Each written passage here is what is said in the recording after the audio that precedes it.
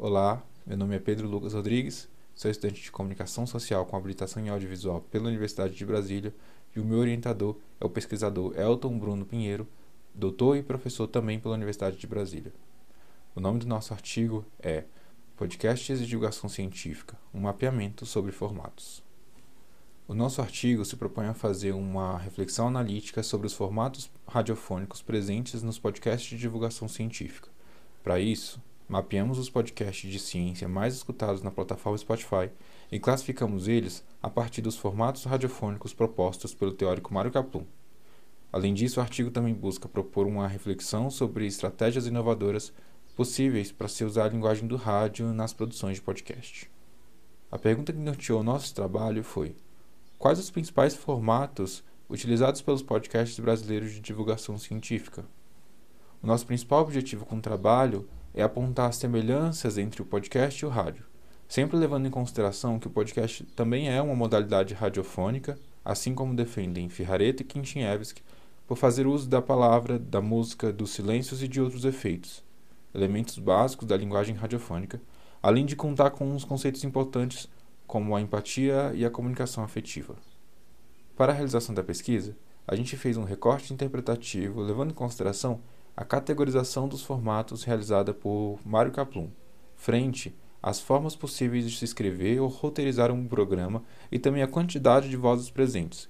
Tendo em mente os 12 formatos de derivações apresentados por Kaplun, foi possível também apontar formatos mais adequados para determinados conteúdos ou objetivos na podosfera. Para a metodologia desse artigo, foram mapeados e escutados 50 podcasts presentes em um ranking diário desenvolvido pela plataforma Spotify, denominado Top Podcast de Ciências. E após a eliminação daqueles podcasts voltados à comunicação científica e daqueles que nem sequer eram científicos, restaram 36 podcasts de divulgação científica. Com o objetivo de descobrirmos quais os formatos mais usados por podcasts de divulgação científica, partimos para a categorização, usando para isso, além dos conceitos de Kaplun, alguns critérios desenvolvidos por nós, sobretudo para diferenciar os formatos mesa redonda, entrevista e diálogo didático.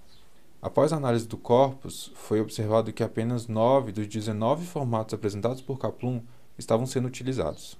47% do corpus é formado só por podcasts de mesa redonda, o que acreditamos que seja pela simplicidade da produção e, ao mesmo tempo, as possibilidades de acontecer uma conversa fluida sobre o assunto.